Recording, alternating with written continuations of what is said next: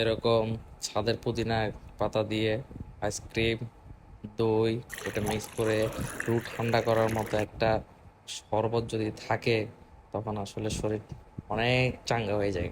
চলেন রেসিপিটা দেখি। শুরুতে আমরা ছাদে যাব।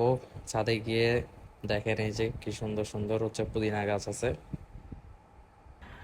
এখন রমজান চলতেছে, তো পুদিনা পাতার অনেক দাম।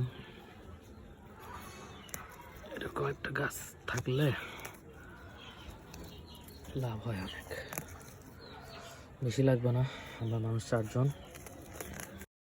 এরকম একদম কচি কচি পুদিনা পাতাগুলা নিয়ে ফেলার পরে দেখেন সুন্দর মতো ধুয়ে টুয়ে এই পাতাগুলারে হচ্ছে আলাদা করে ফেলবেন। এবং আলাদা করার পরে ব্লেন্ডারের মধ্যে পরিমাণ মতো পানি নেবেন, দই, ধরেন কাপ দইগুলো পাওয়া যায়, সাথে কাপ আইসক্রিম, সবগুলো মিক্স করবেন খুব ভালো করে। এবং মিক্স করার পরে পরিমাণ মতো যদি মিক্স করেন তাহলে অনেক ভালো একটা ফ্লেভার আসবে, সাথে থিকনেসটা পারফেক্ট থাকবে। যে স্বাদ মতো হচ্ছে লবণ চিনি দিয়ে ব্লেন্ড করে ফেলাবেন।